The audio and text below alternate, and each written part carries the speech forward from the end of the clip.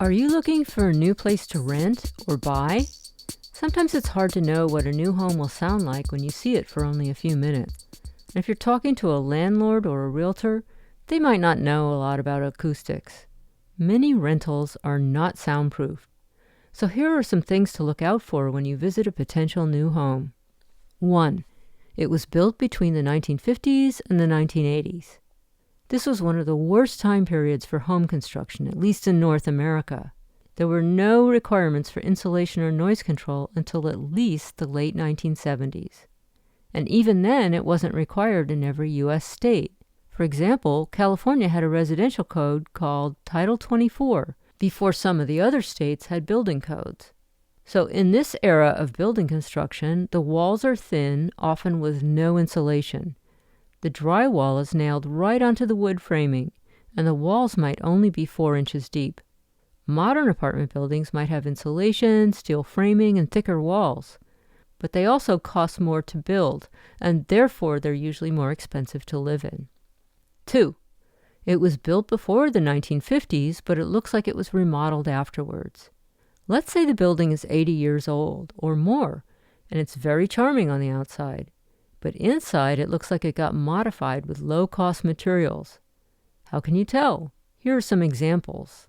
It has hollow core doors instead of solid wood. There's a vanity installed in the bathroom that looks like a DIY project with materials from a discount hardware store. It has laminate flooring that replaced the original hardwood. And it has rooms or walls that might have been added later.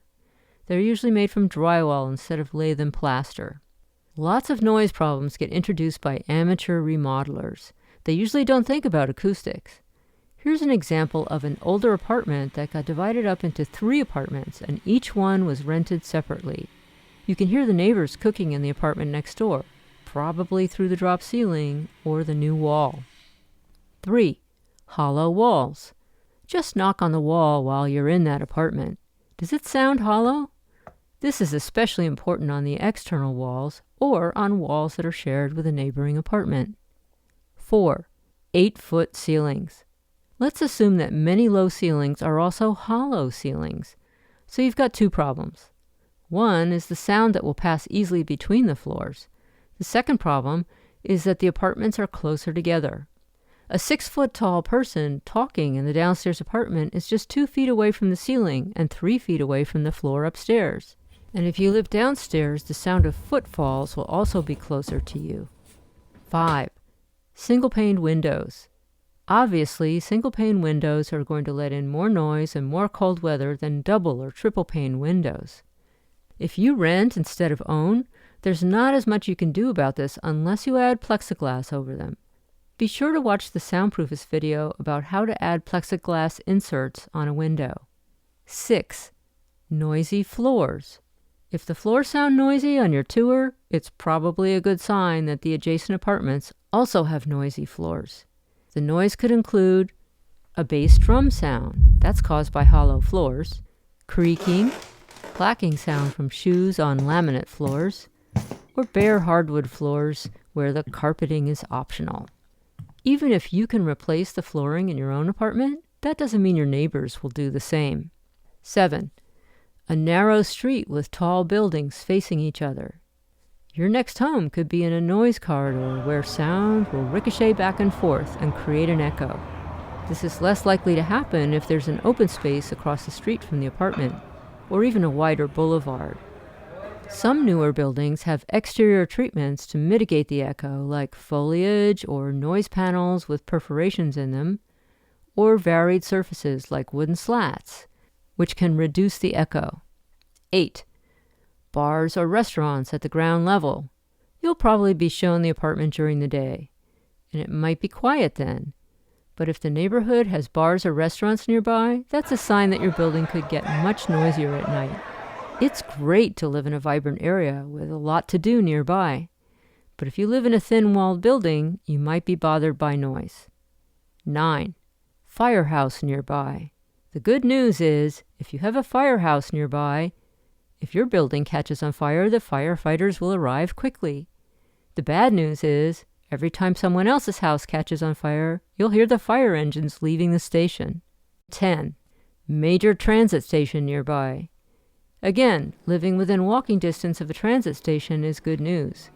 But in some cities, if you live very close to a transit station, you might get a lot more street noise from people who hang around the station selling things, or panhandling, or playing music, and so on. Some people like it, and some people don't. 11. Mechanical equipment. Some apartment buildings might have heating or air conditioning systems that require heavy equipment, and they have vents in the walls or ceiling for air circulation. Pay attention to these details and ask if there's any mechanical equipment that might generate noise or vibration, including washing machines in the individual apartments. So, how can you prepare for this? Finding a home can be pretty competitive in some cities. You might not have much time to do research on the building or the neighborhood. There might be other people who outbid you anyway. You can ask the realtor or landlord if they know the year when it was built and if it was remodeled. They might not know the answer or share it with you. Before you go to your appointment, Google the address. Usually you'll find some real estate listings that show the year it was built, when it was last sold, and some other details about the unit and the area. You can install a decibel meter app on your phone before your appointment, and if you hear noise while you're looking at the apartment, even if it's mechanical noise, you can measure it.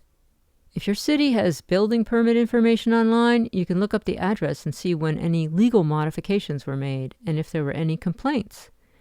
This is public domain information. However, not all modifications were done with permits, so you won't find them if these were DIY owner projects. Some cities have noise maps that you can look at. Soundproofist collects some of these noise map links on our website, but we don't have noise maps for every city yet. And be aware that not all noise maps are created the same way. Some of them are crowdsourced or they're made by real estate companies. Some of them might be out of date. In Europe, a lot of them are made with noise modeling software, so they might be more consistent. Good luck with your home search. And for more information about noise and acoustics, visit soundproofist.com.